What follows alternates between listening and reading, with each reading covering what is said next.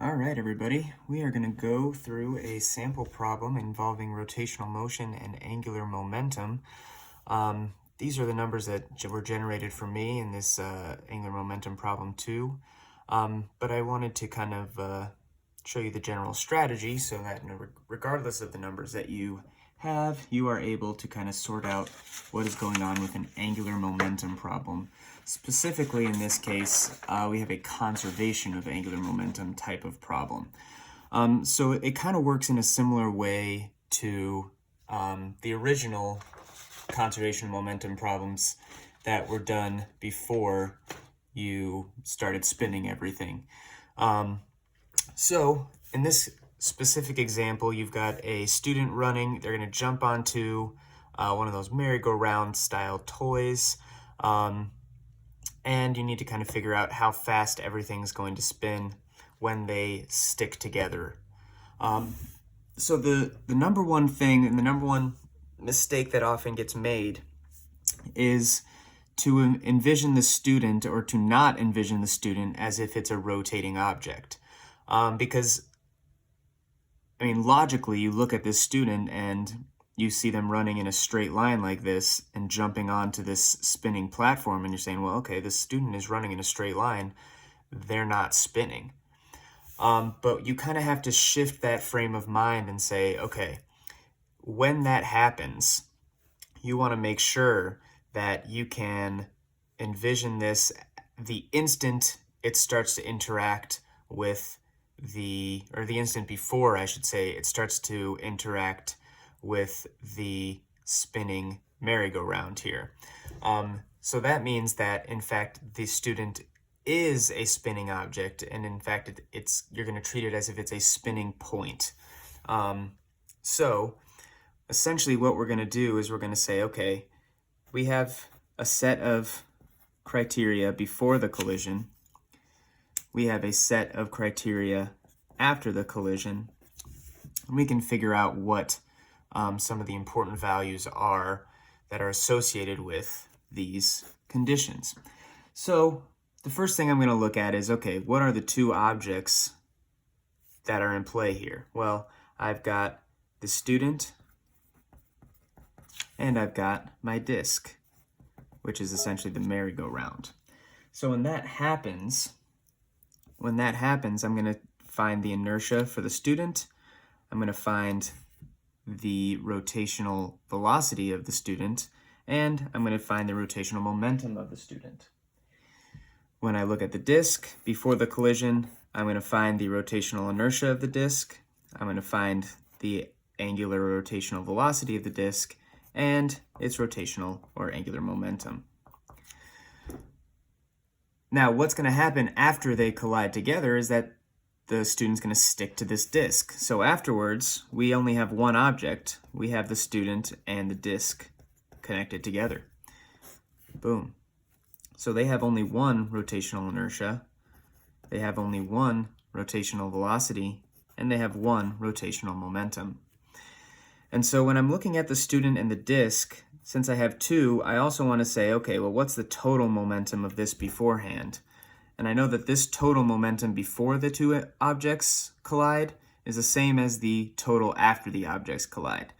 Now, if I want to be really, really detailed to make sure that everyone's clear what's happening, I could write the total momentum here, but there's only one object, so the total momentum is the momentum of those two objects combined.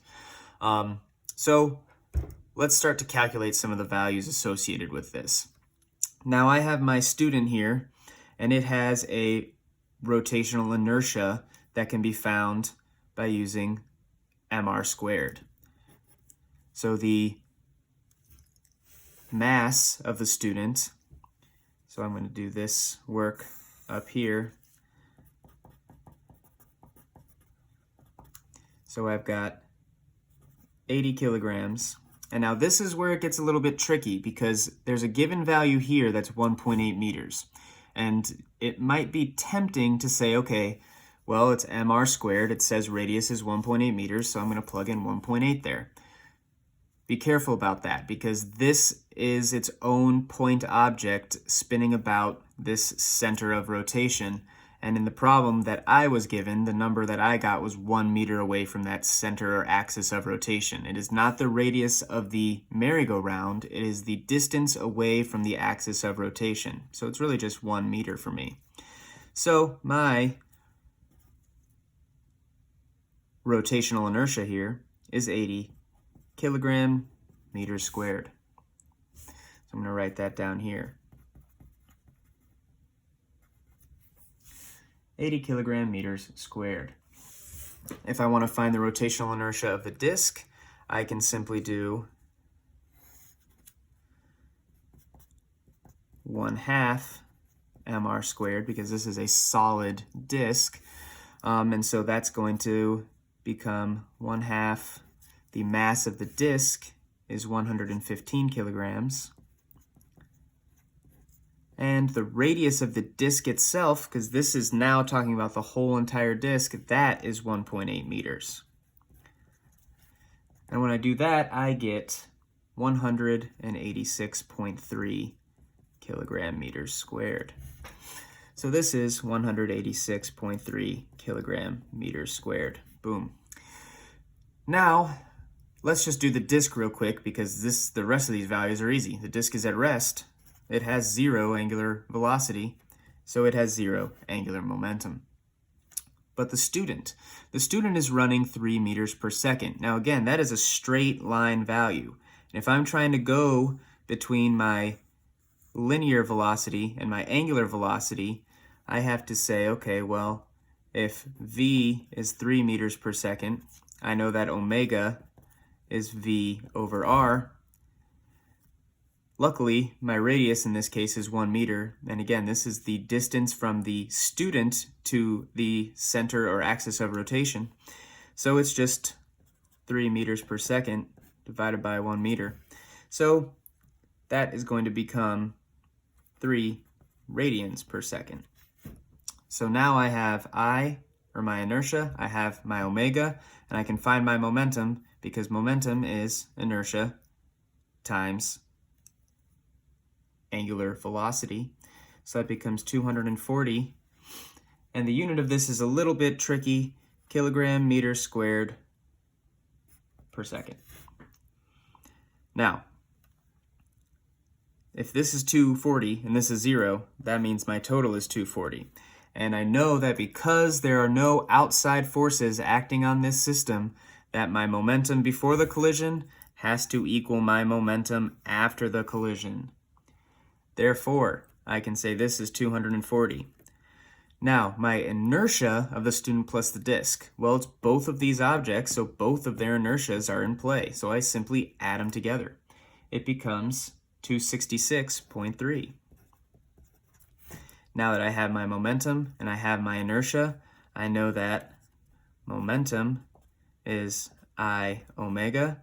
So omega is momentum over inertia, and I get 0.901, and this is of course radians per second, because it's an angular value here.